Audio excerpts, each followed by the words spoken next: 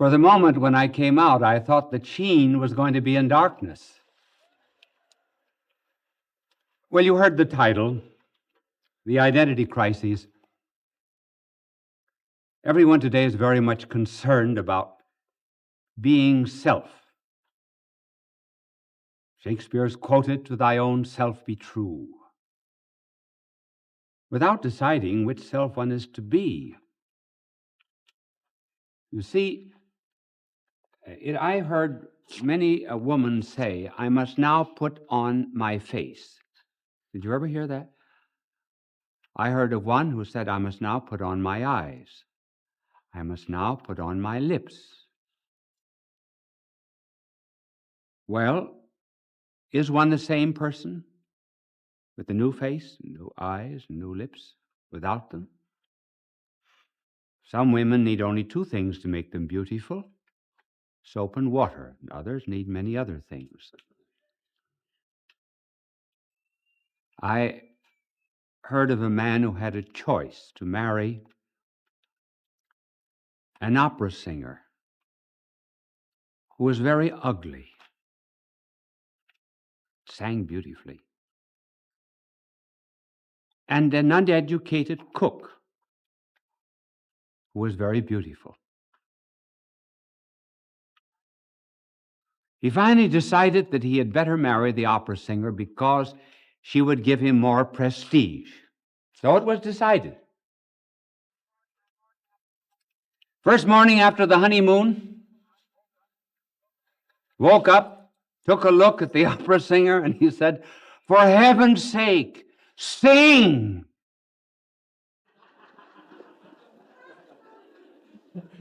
See, he had a problem, too, the identity crisis. Much has been written about it, particularly by Erickson, and he restricted it to some extent to youth. But it is not a phenomenon that belongs to youth alone, this discovery of self. The young indeed have it because the young people do have a terrible crisis. A young person reaches an age where he wants to be himself. He separates from parents.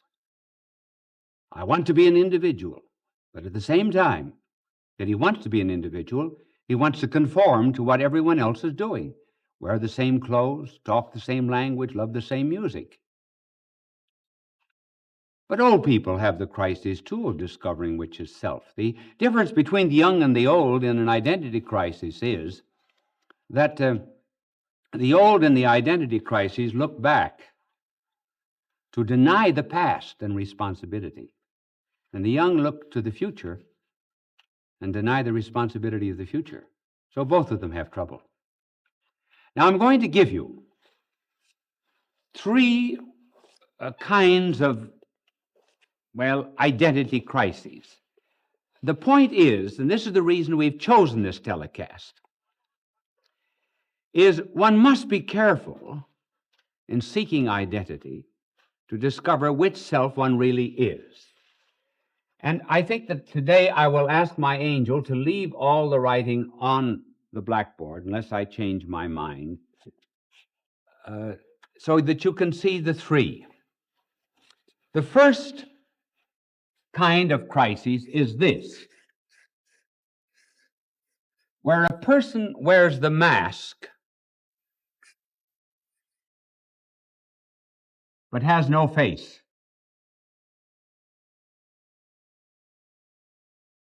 That is to say, a perpetual phony. There was someone who wrote a poem some years ago, and the poem was about a woman who was always seen holding a mask before her face. She held it sprightly and gaily.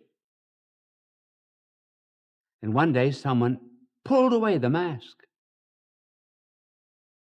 and there wasn't any face. She was just her sham. So some say they are their true selves when they're only the mask. Take, for example, an alcoholic. An alcoholic is completely identified with his alcohol. He will say, well, this is my nature. I can't help it. It's the way I am. Or an LSD victim. They never try to get below that mask to discover their real self. It was just that made T.S. Eliot, the poet, speak of ourselves as being hollow men, straw men. And he says that when the world ends, the world that's full of hollow men, it will end not with a bang, but with a whimper. Some keep this masquerade, this phoniness, this hypocrisy so much before them that they would hardly recognize their true self if they met it. The Danish philosopher and theologian Kierkegaard told a very interesting story about a peasant who had saved up enough money to buy himself some new boots and new colored stockings. Came into town, bought the boots and the colored stockings. He had some money left, so he got drunk. And he threw himself in the curb. Funny how often drunks end in curbs, isn't it? I heard of one drunk who was walking along with his foot on the curb and the other in the gutter. And the cop came along and said, "You're drunk." He said, "Oh, thank God, I thought I was a cripple." Well, this, I'm sorry I interrupted the story. But at any rate, this drunk threw himself in the curb, and another peasant came along with a cart and horse, and he shouted to the drunk, he said, "Get out of the way. I'll run over you."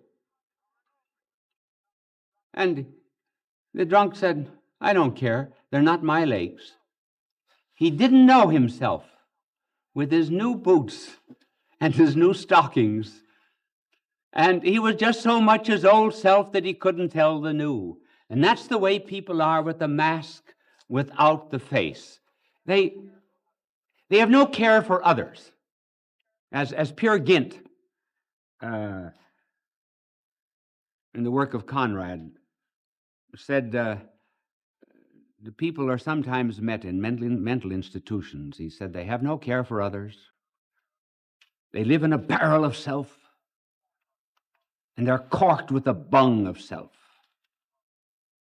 No concern, no love, no care. Like a priest was telling me some time ago, talking about not caring, about a former pastor years ago that bought a horse.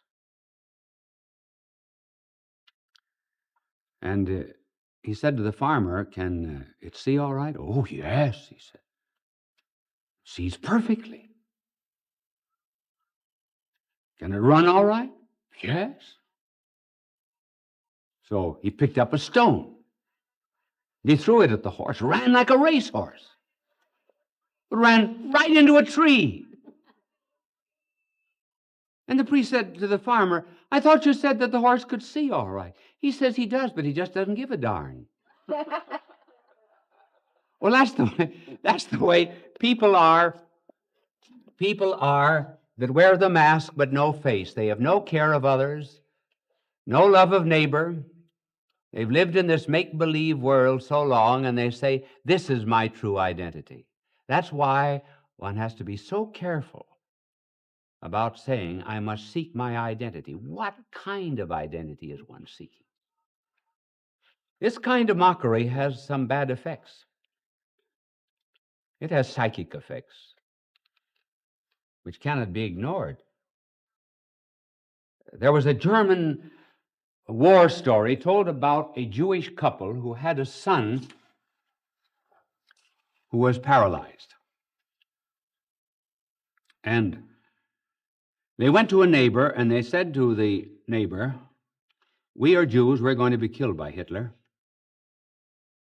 but we want you to take care of this paralyzed son of ours. We'll give you this house, we'll give you our property,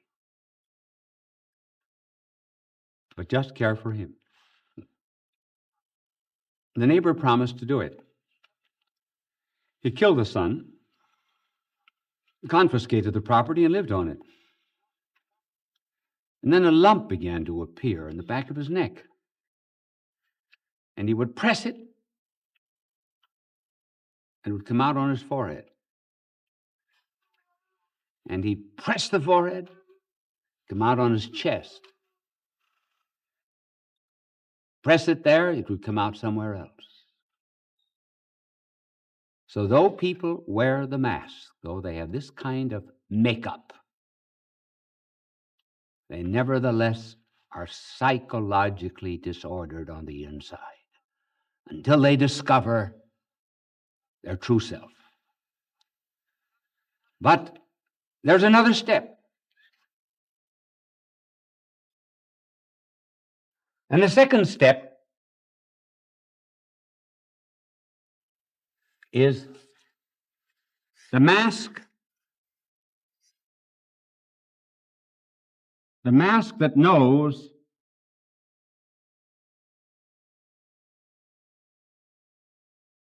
it has a face,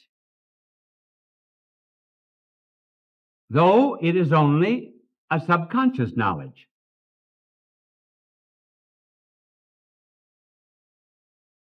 See how good my angel is? He doesn't erase today. Remember other times I could go there and write something and immediately he would clean it. Have you ever been able to figure out why he doesn't erase some days? And I'm not telling him. The angels are much wiser than men. And they're much wiser than anyone on a television show, too. Well, there's the mask that knows it has a face. I suppose a good example of this kind of identity crisis would be a woman who comes home from a ball, a dance. I didn't mean ball in the modern sense of the word. Dance, and she's been in evening clothes, has on jewels, and her hair was well adorned, and her eyes, maybe her eyelashes made long, and so on and so forth. She comes home, the dance is over, and she sits before the mirror, looks at herself. Maybe she says, I'm beautiful. This is the real me. That's not bad grammar, but that's what she might say. This is the real I. If she were a school teacher, she would say, or came from Boston. And yet she knows that in a little while she's got to take off that makeup. She knows there's a face under that.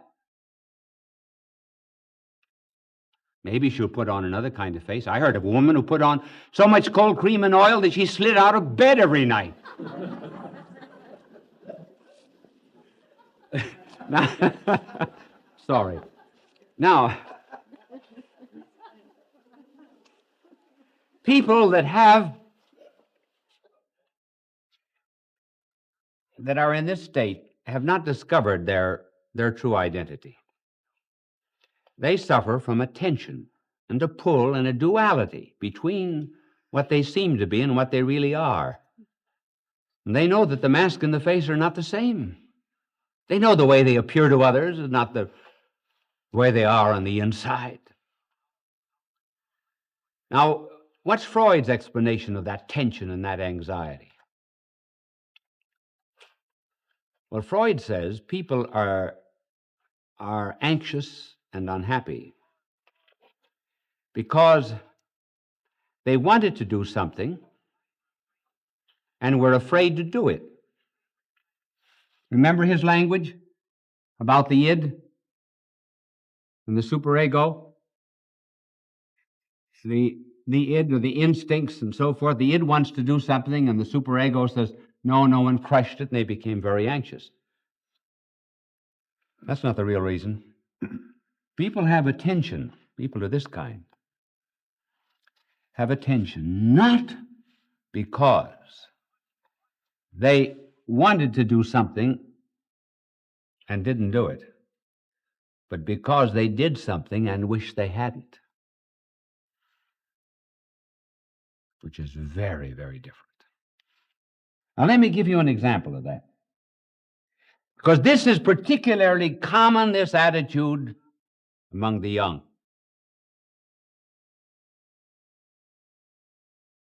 A boy and a girl in college went out auto riding.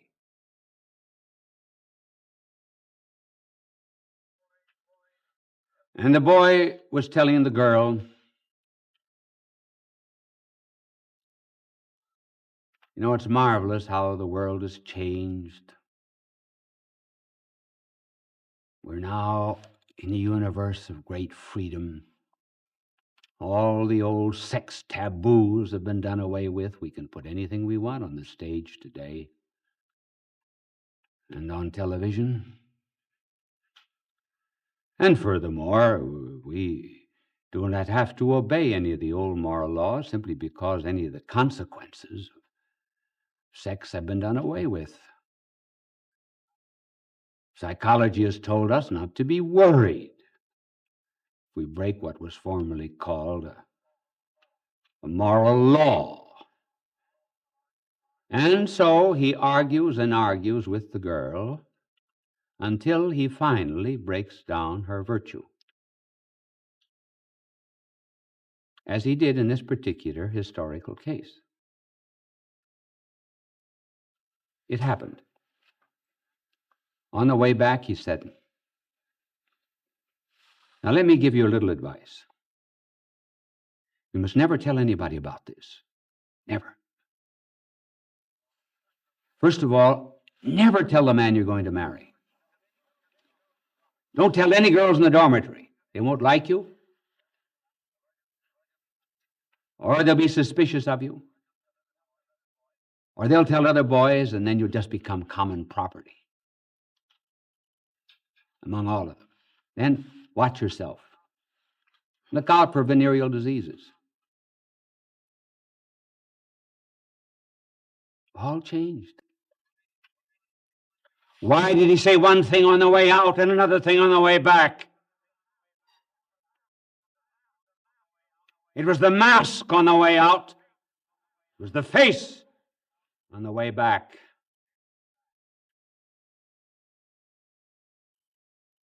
So people know they have a mask, even when they deny it. And young people, college people at this age, will sometimes become very aggressive in defense of the mask. And particularly against parents, when the parents correct them. They become very angry, much more angry than they should. And the reason is they're afraid of exposure.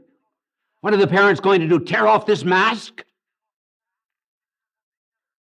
There are many other characteristics of this age, but I see I have only 6 minutes and 28 seconds to tell you, so we'll not be able to develop it. Then, too, we might also say in this connection, this is a dangerous thing to talk about, and I'm not complaining against social justice. May God grant us all social justice, but it can very well be that sometimes people are interested in social justice to cover up the want of individual justice. They will plead a great love of neighbor in order to cover up a want of true love on the inside. So these are the masks and the face. Now we come to the third and the last. Third and the last stage is where there is a mask and no face. This is identity. Now we come to the real self, but this is hard, to tear off that mask. Tearing off that mask in order to be one's true self, getting rid of all shams and pretenses and make-believes, almost puts one in exactly the same position as the Israelites before they went into the Promised Land. The spies they sent out came back, and they brought news of great abundance. Here were the grapes that were carried on poles by men. This is the fruit and abundance of this Promised Land. But on the other hand, they were told the walls went up to the heavens and the men were giants and as thick as grasshoppers. They wanted to go in, and they were afraid to go in. And so one wants to tear away the mask, and one is afraid to do it. But the moment one becomes unacceptable to self, that's the point. Unacceptable to self, one begins to be very acceptable to God. This was brought out very well, remember, in the woman taken in sin. Here the Pharisees had found the woman in adultery, so they said. Just think of the snooping that went on, huh? To have caught this woman in adultery. And here they bring her to our Lord. They said she should be stoned, which was indeed the Mosaic law. So was he going to be just and have her stoned, or was he going to be merciful? If he was merciful, he would disobey the law. What did he say? He said, let him who is without sin cast the first stone.